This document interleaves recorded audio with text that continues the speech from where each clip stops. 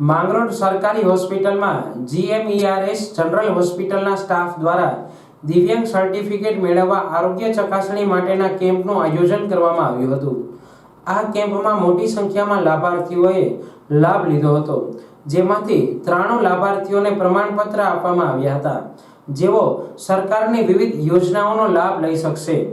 આ કેમ્પનું આયોજન જિલ્લા કલેક્ટર સહિતની કમિટીની સૂચનાથી જનરલ હોસ્પિટલ જૂનાગઢના સુપ્રિન્ટેન્ડન્ટ શ્રી, જનરલ હોસ્પિટલ જૂનાગઢના સિવિલ સર્જન શ્રી તેમજ આરએમઓના માર્ગદર્શન હેઠળ દિવ્યાંગ લોકોને જિલ્લા કક્ષાએ ધક્કા ન ખાવા પડે તે માટે આ કેમ્પનું આયોજન કરવામાં આવ્યું હતું। નામ સાગરભાઈ સોલંકી, ડિસેબિલિટી પ્લાન। આજરોજ માંગરોળ સીએચસી મુકામે દિવ્યાંગતા કેમ્પનું આયોજન કરેલું, જે કલેક્ટર સાહેબના માર્ગદર્શન હેઠળ સુપ્રિન્ટેન્ડન્ટ શ્રી તેમજ સિવિલ સર્જનની સૂચના અનુસાર ડિસેબિલિટી ટીમ લઈ અને સીએચસી માંગરોળ મુકામે આવે, જેમાં આઈ સર્જન ડૉક્ટર દેવાંગીબેન પટેલ, સાયકેટ્રિક સર્જન એની જાગાણી, ઓર્થો સર્જન અંકિત ઉમરેઠી હાજર રહી ઘણા બધા દિવ્યાંગતા લાભાર્થીને લાભ આપેલો અને દિવ્યાંગતા સર્ટિફિકેટ પ્રમાણપત્ર આપેલા।